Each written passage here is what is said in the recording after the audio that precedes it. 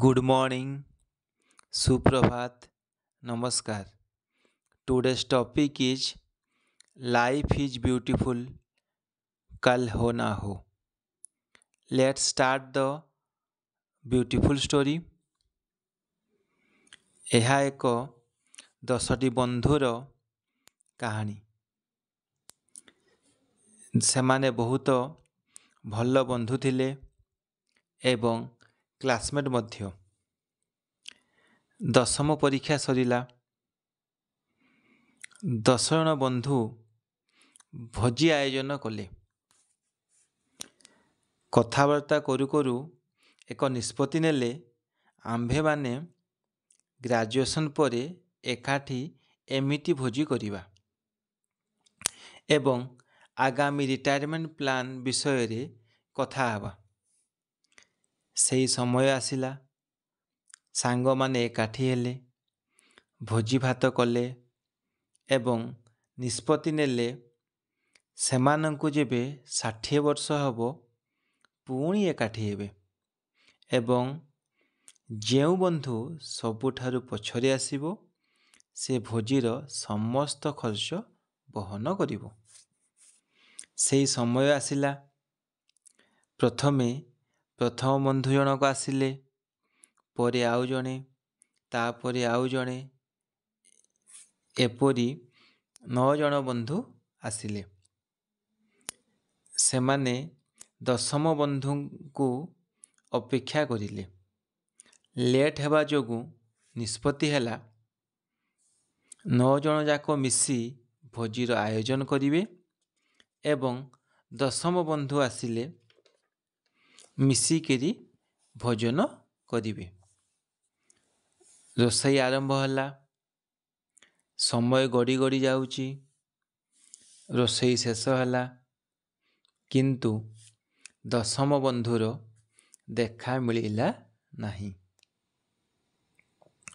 ସେମାନେ ନିଷ୍ପତ୍ତି ନେଲେ ଚାଲ ଖାଇଦେବା। ଖାଇସାରିବା ପରେ ଭୋଜିର ଖର୍ଚ୍ଚ ବାବଦକୁ ଟଙ୍କା ସଂଗ୍ରହ କରିବା ପାଇଁ ଡିସ୍କସନ୍ ଆରମ୍ଭ କଲେ। ଏତିକିବେଳେ ଦୂରରୁ ଏକ ଲାଲିବତୀ ଗାଡ଼ି ତାଙ୍କ ପାଖକୁ ଆସିବାର ଦେଖିବାକୁ ପାଇଲେ। ସେହି ଗାଡ଼ିରୁ ସୁଟ୍ ବୁଟ୍ ପିନ୍ଧା ଏକ ଅଫିସର ବାବୁ ଆସିଲେ। ସେମାନଙ୍କ ଭୋଜିର ସମସ୍ତ ଖର୍ଚ୍ଚ ବହନ କଲେ। ଏହା ଦେଖି 9 ଜଣ ଯାକ ସାଙ୍ଗ ଆଶ୍ଚର୍ଯ୍ୟ ହେଲେ।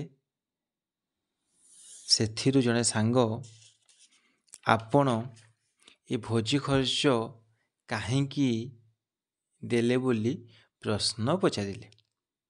ତାପରେ ସେହି ବାବୁ ଜଣଙ୍କ ଆଖିରୁ ଲୁହ ଛଳ ଛଳ କରି ବାପା କହିଥିବା 10ଟି ସାଙ୍ଗର ନିଷ୍ପତ୍ତି ବିଷୟରେ ମନେ ପକାଇଲେ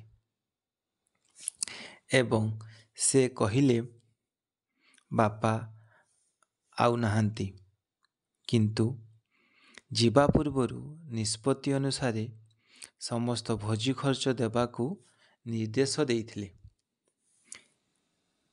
ଏହି କଥା ଶୁଣି 9 ଜଣ ଯାକ ସାଙ୍ଗର ଆଖିରୁ ଲୁହ ଛଳ ଛଳ ହୋଇ ଅଶ୍ରୁ ବହି ଆସିଲା।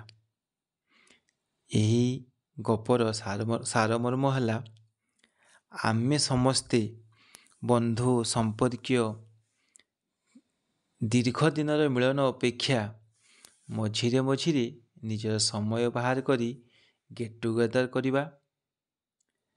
କିଏ ଜାଣିଛି କାଲି ଏହି ସମୟ କେମିତି ଥିବ, କିପରି ଥିବ ଏବଂ କିଏ କିଏ ଥିବେ। ତେଣୁ ଆମେ ବ୍ୟସ୍ତବହୁଳ ଲାଇଫରୁ କିଛି ସମୟ ବାହାର କରି ନିଜ ସାଙ୍ଗସାଥି ସମ୍ପର୍କୀୟ ସାଙ୍ଗରେ ଗେଟ୍ ଟୁଗେଦର କରିବା। So let's friend, life is beautiful, enjoy every moments of life, କଲ ହୋ ନା ହୋ।